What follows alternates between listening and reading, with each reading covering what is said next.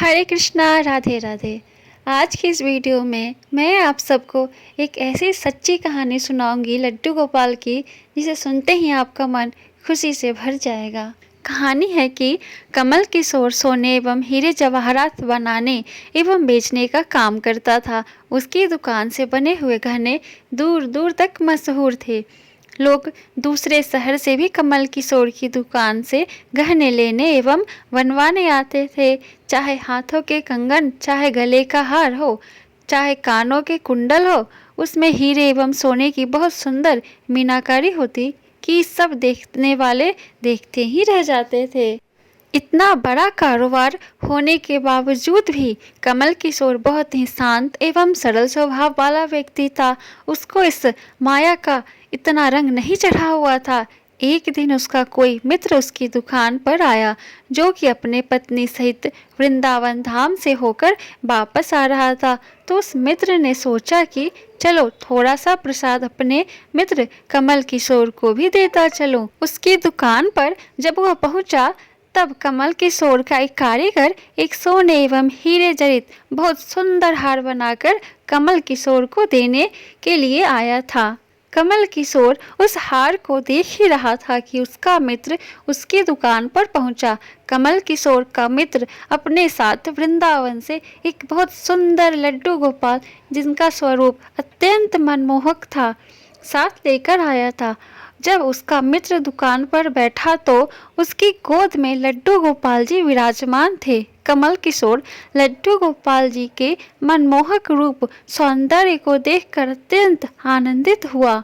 उसने अपने हाथ में पकड़ा हुआ हार उस लड्डू गोपाल के गले में पहना दिया एवं अपने मित्र को कहने लगा कि देखो तो सही, इस हार की शोभा लड्डू गोपाल के गले में पड़ने से कितनी बढ़ गई है। उसका मित्र एवं कमल किशोर आपस में बात करने लगे। बातों बातों में ही उसका मित्र लड्डू गोपाल को हार सहित लेकर चला गया। दोनों को ही पता न चला कि हार लड्डू गोपाल के गले में ही पड़ा रह गया। कमल किशोर का मित्र अपनी पत्नी सहित एक टैक्सी में सवार होकर अपने घर को रवाना हो गए।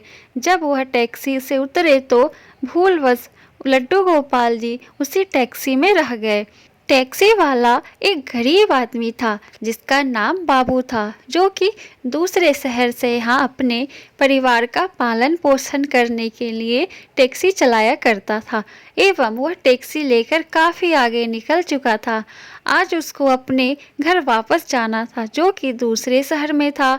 जब टैक्सी लेकर बाबू अपने घर पहुंचा तो उसने जब अपनी टैक्सी की पिछली सीट पर देखा तो उसका ध्यान लड्डू गोपाल जी पर पड़ा, जो कि बड़े शाही तरीके से पिछली सीट पर गले में हार धारण करके सुंदर सी पोशाक पहनकर हाथ में बांसुरी पकड़े हुए पसर कर बैठे हुए थे।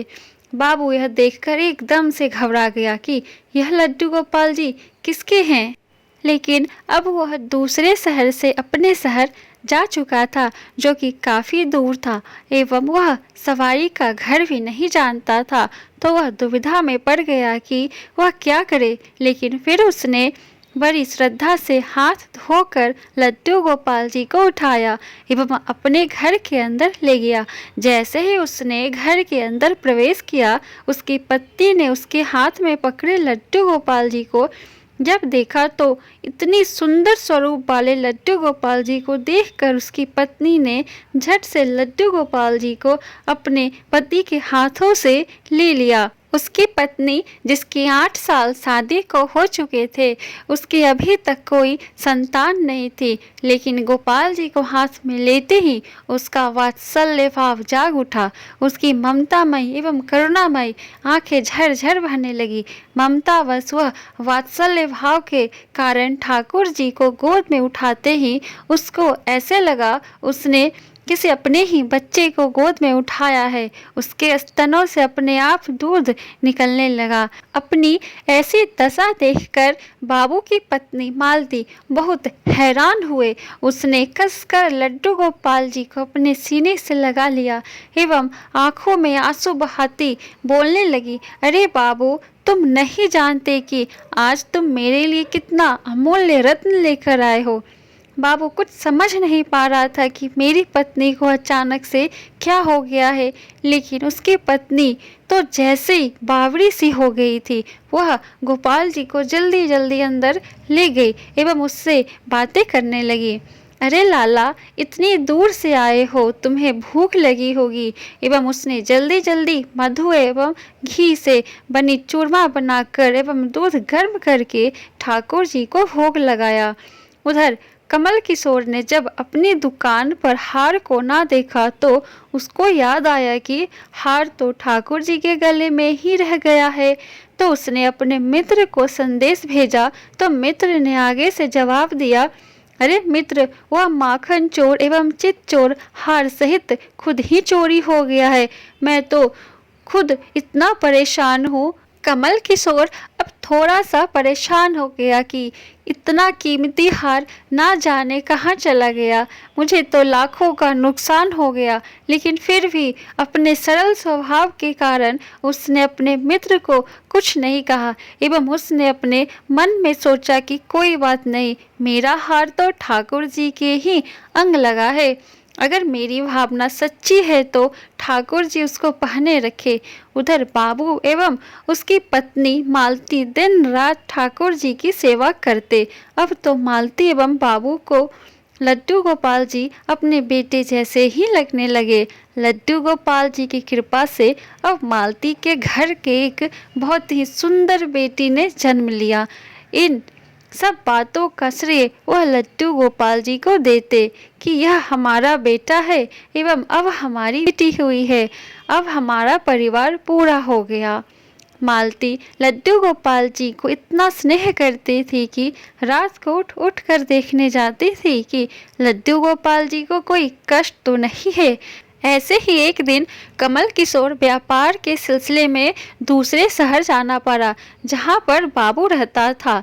लेकिन दुर्भाग्यवश जब वो उस शहर में पहुंचा तो अचानक से इतनी बारिश शुरू हो गई कि कमल किशोर को जहां पहुंचना था वहां पहुंच ना सका। और तब वहां बाबू अपनी टैक्सी लेकर आ गया एवं उसने परेशान कमल किशोर को पूछा, बाबूजी, आप यहाँ क्यों खड़े हो? बारिश तो रुकने वाली नहीं एवं सारे शहर में पानी भरा हुआ है।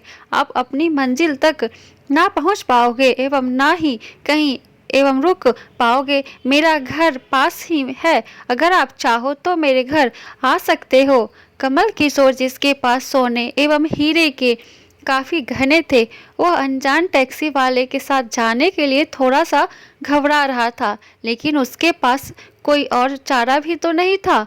वह बाबू के घर उसके साथ टैक्सी में बैठकर चला गया। घर पहुंचते ही बाबू ने मालती को आवाज़ दी कि आज हमारे घर मेहमान आए हैं, उनके लिए खाना बनाओ। कमल किशोर ने देखा कि उसका घर एक बहुत छोटा सा लेकिन व्यवस्थित ढंग से सजा हुआ है।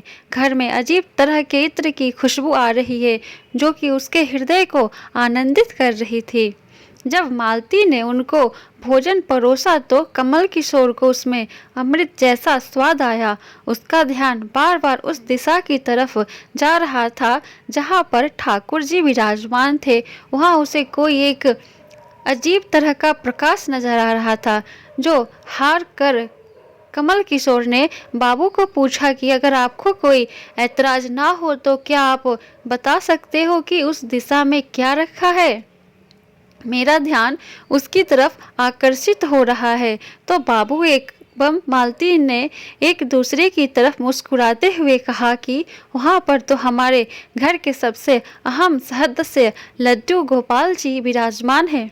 तो कमल किशोर ने कहा, क्या मैं उनके दर्शन कर सकता हूँ? तो मालती उनको उस कोने में ले गई जहाँ पर लड्डू गोपाल जी विराजमान थे। कमल किशोर लड्डू गोपाल जी को एवं उनके गले में पड़े हार को देखकर एकदम से हैरान हो गया। यह तो वही लड्डू गोपाल है और यही वो हार है जो मैंने अपने मित्र के लड्डू गोपाल जी को पहनाया था। कमल किशोर ने बड़ी विनम्रता से पूछा कि यह लड्डू गोपाल जी तुम कहाँ से लाए? बाबू, जिसके मन में कोई छल कपट नहीं था, उसने कमल किशोर को सारी बात बता दी कि कैसे उसको सौभाग्य से गोपाल जी मिले एवं उनके हमारे घर आने से हमारा दुर्भाग्य सौभाग्य में बदल गया। तो कमल किशोर ने कहा, क्या तुम जानते हो जो हार ठाकुर जी के गले में पड़ा है उसकी कीमत क्या है? तो बाबू एवं मालती ने बड़ी विनम्रता से हाथ जोड़कर कहा कि जो चीज़ हमारे लड्डू गोपाल जी के अंग लग गई, हम उसका मूल्य नहीं जानना चाहते एवं हमारे लाला के सामने किसी चीज़, किसी हार का कोई मोल नहीं है।